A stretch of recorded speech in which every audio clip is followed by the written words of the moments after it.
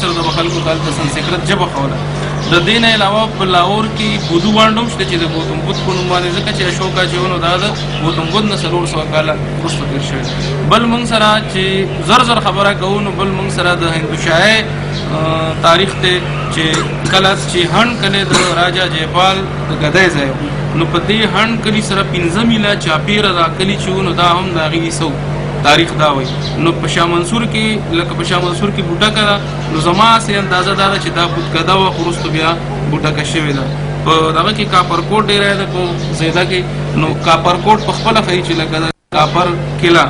دغه شان د مختلفو کلو کې هند سره چې چاپېره کم کلي دي په دې کې مونږ ته د هندوشاهیان بیا چې د هندوشاهیان نه پس مونږ ته دلته کې د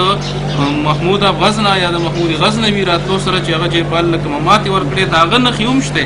لکه دا هم ویلی شي چې د چپای سره چې بنده چپای ته ځي زموږ ونډ ته نو دغلته کې چې دا کوم دغه خښ دی ملاز بابا نو ځینې خلک وایي چې کله محمود غزنوي په دې لار باندې تېرېده نو دغه ځای کې جګړه کړې ده او ایاز چې دی نو دغلته زخمي شوی دی نو دا مولا ایاز دی خو موږ ورته ملاز بابا وایو نه او دا د هغه سله دی. تاسو په خیال کړئ چې بنده زیدي ته ځي دغلته کې یو بابا دی.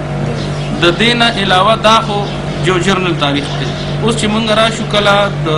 دا چې مندړ یوسفزو کې مندړ په صوابۍ کې کله آباد شوي دي نو دا تاریخ مونږ سره د 500 کالو دی.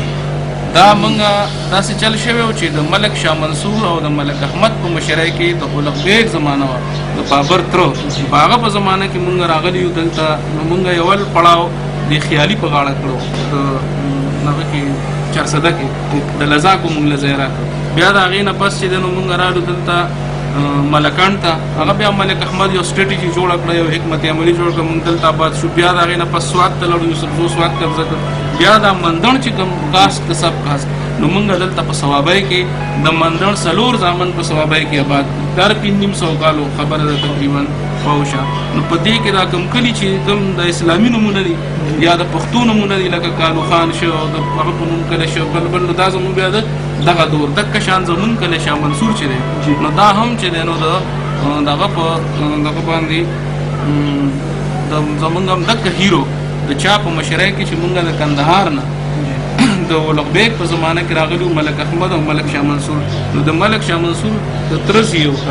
د ملک احمد د ترزي او د ملک شاه منصور کشر دی. لکه ملک احمد تقریبا داسې د 21 کالو او دی داسې د 1415 یا 14 کالو د دوی په مشرۍ کې مونږ راغلي د اولغ بیګ زمانه ولا د بابر د تره حکومت ولته او دا د یوسفزو ولا غستیو د حکومت وروسته بیا هغه چې دا د لکه بابر دلته په 1526 کې راغلی دی 1526 کې او د دی نه مخکې د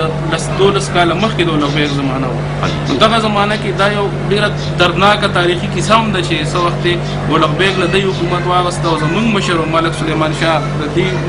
دې ملک شاه منصور تره و د ملک احمد پلار هغه یې ورسره شو او دغه مغول وړوکې هغه لوی کړی خپلو لاسو کې لوی کړو بیا یې حکومت واغسته. بیا چې هغه کله مضبوط شو نو بیا هغه زمونږ یوسفزي چا ورته ووایي چې یاره مغول راغلل ورو ورو ورسره آباد شو نو یې ورته وایي چې دا یوسفزي دلته نه وشړه نو بیا هغه زمونږ مشران ووژل کندهار کې هغې ته گنج شهیدان وایي او زمونږ دا لوټه پیټه قبیله چې وه نو دا د دواړو هلکانو دی ورته هغه ورته مینت وکړه چې ما ووجه خو زما دا نسل دی نه دا کېږي ختمېږي نو دی پرېږده نو دا ملک احمد او ملک شاه منصور په مشرۍ کې بیا مونږ راغلي. بیا ملک احمد ډېر هوښیار سړی او ډېر ښه جرنیل و ډېر نر سړی وم ډېر پوه وم او ملک شاه منصور چې نو دی ډېر ګزارې والا او ډېر صبر والا سړی و. بیا دلته چې دی ملک شاه منصور دا و چې بابر کله دا بیا ووایي چې یوسفزو چا بابر ته ووایي چې دا یوسفزي په خپل زوم ډېر ویږي نو بیا ملک شاه منصور لا هغه رشته راولېږل نو د ملک شاه منصور یو وړه وه بي بي مبارک چې هغه بیا وغوښته بیا ول ټول یوسفزو ملکانانو په شریکه باندې داج وکړ او هغه بیا بابر ته واده کړه دغه شان د ملک شاه منصور دغه ته ووایي یوسفزو ته چې موږ سره دوره وسله نشته چې د بابر سره جنګ وکړو نو چې هغه موږ سره رشته کوي نو زه دا قرباني ورکوم زه ورسره رشته کوم نو هغه ورسره رشته وکړه هغه به وایي هغې له ډېر عزت هم وکړو هغې ته به پښتنه وي او هغه به چې راله نو ودرېده به ورته په مغولو رانیانو چې دونه هغې له بیا وایي داسې زهر ورکړل چې د هغې بچهداني ختمه کړه چې د دوی د نسل پښتنو نسل سیوا نه شي نو دا دغه